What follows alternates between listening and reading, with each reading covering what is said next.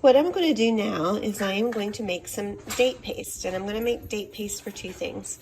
One is going to sweeten some plain yogurt, and the other I'm just going to have as paste to throw into other things to sweeten them, like smoothies. You can throw it in iced tea, you can throw it in baking things, so it really is a good sugar alternative with lots of vitamins, fiber, and that really sweet element we craved. Of course, dates are good just by themselves or stuffed with a nut. You can put almonds in them, walnuts, goat cheese, anything that floats your boat. They're just a really, really good versatile snack. So to make this date paste, I'm going to put in about 1.5 cups of water. You want to make sure you have a good amount of water because it's really sticky and you don't want to burn up the blender.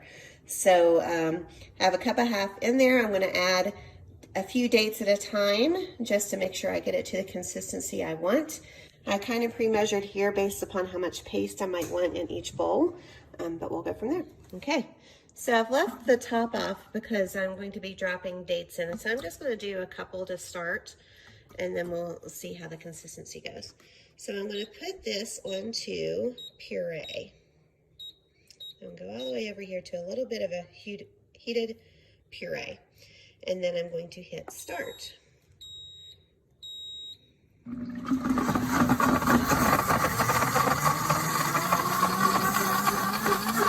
just dropping some of these in, splashing the water up.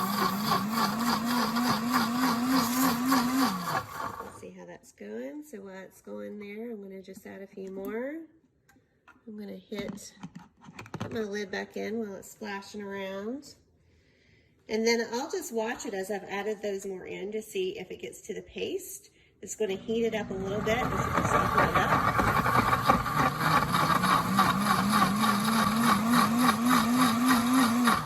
And then if I need to add a few more dates to get the consistency, I will. I'd rather add more dates than add more water because I really don't want to make it too thick. I added a few more in there, and then I'm just going to watch it go. I don't want it too thick, but I don't want it too runny either.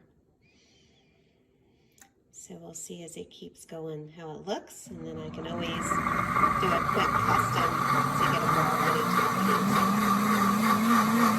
to. So you can see it's getting thick because it's sticking to the sides of the blender. So I may not use the whole cycle. I'm just going to wait until it gets a little bit more of the chunks done, and then I'll turn it off manually. So you can see that nice kind of thick, almost puree syrup in there. So I'm going to let it cool a little bit, and then I'm going to put it in my bowls and mix some of it with some yogurt.